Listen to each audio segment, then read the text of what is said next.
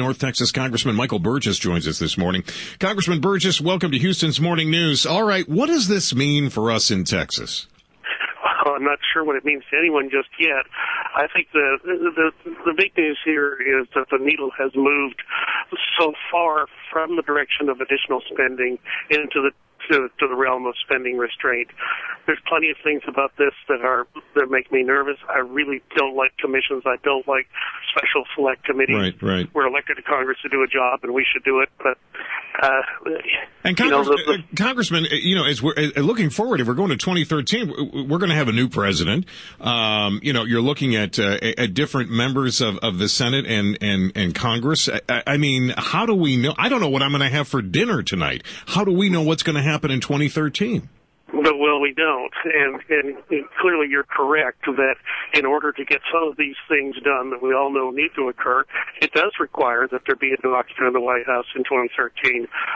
Maybe one of the biggest steps that was taken this past week and this weekend was a move in that direction, because clearly capitulation to the White House last week would have sent the wrong signal and only strengthened the president's hand in his argument for re-election. Now, I think it's weakened, and ultimately you are not going to get the type of spending cuts that need to occur with the current occupant of the White House.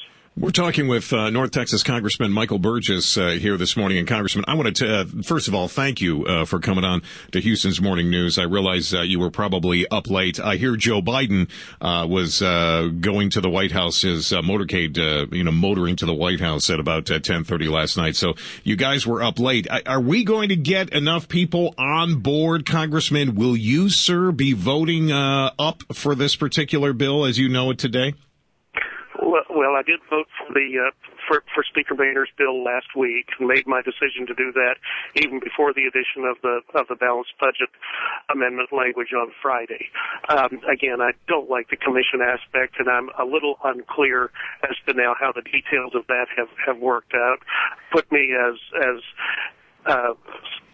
certainly wanting to vote for this, but clearly I've got to look at the details.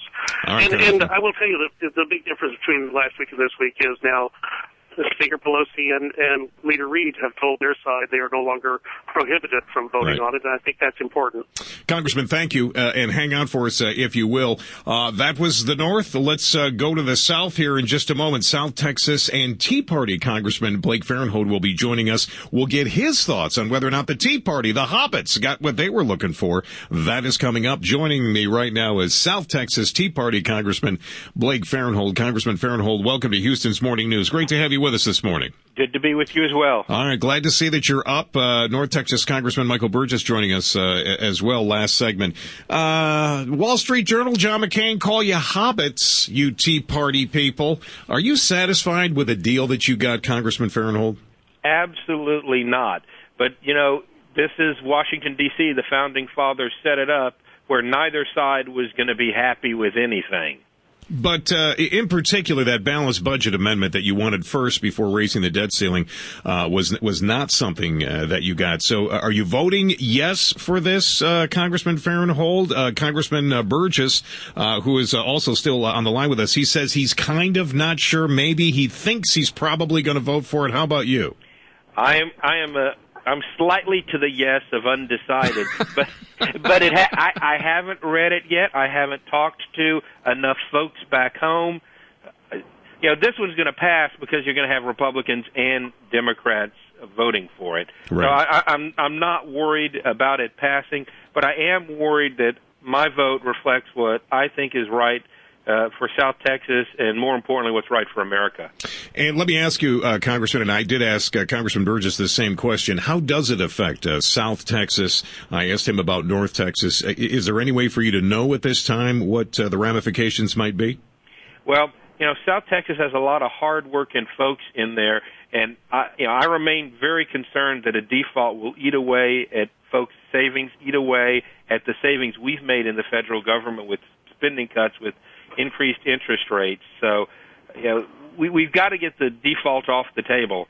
All right. And I've got Congressman Burgess with us, Congressman Farenthold. So, gentlemen, in our roundtable, our first one this morning, I can put you both down as an absolute maybe. Is that correct?